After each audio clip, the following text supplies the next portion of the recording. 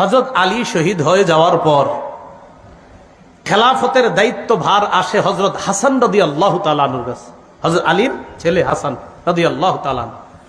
হযরতে হাসান খেলাফত নেওয়ার পর তিনি চিন্তা করলেন যে মুসলমানের এই খেলা এই কতদিন চলবে। আর হযরত হাসানের ব্যাপারে আল্লাহ রাসূল বুখারীর বর্ণনা আছে, বলেছিলেন আমার এই নাতি, এভাবে বলছে আমার এই নাতি, আমার এই সন্তান বলছে আমার এই নাতি এত মহব্বতের, এত আমার এই নাতির মাধ্যমে আমি আশাবাদী আল্লাহ দুইটা দলের মধ্যে চলমান বড় ফিতনাকে আল্লাহ রক্ষা রহিত করে দিবেন। রাসূল জীবদ্দশায় বলেছিলেন আমার এই নাতির মাধ্যমে।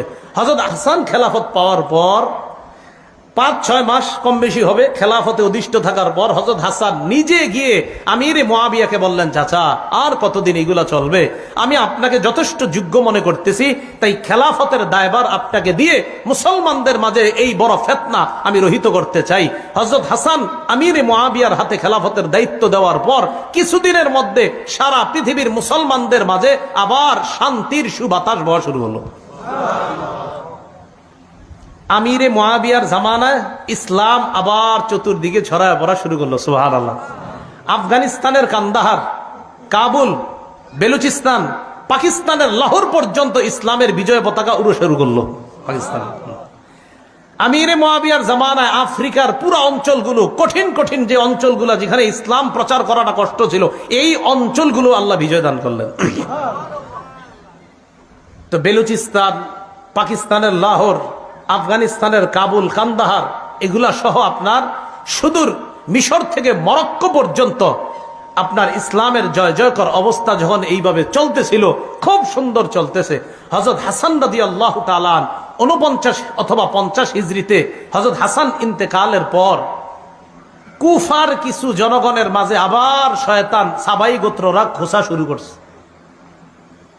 আপনার 41 হিজরি থেকে মোটামুটি আবার সুবাতাস ইসলামের। হযরত হাসান যখন আমিরে মুআবিয়ার হাতে খেলাফত দিয়ে দিল, আবার সুন্দর চলতেছে। তো হযরত হাসান ইন্তেকাল করছে 49 বা 50 হিজরিতে। কুফার কিছু লোক ওই সাবাই বা ওই শিয়া বা খারিজিদের চক্রান্তে আবার খোঁচানো শুরু করছে। কয় কি, কয় যেহেতু হাসান মারা গেছে এক কাজ করা দরকার, কি হুসাইনকে আমরা চিঠি পাঠাই যে আপনি খেলাফতের যোগ্য, আপনি আসেন।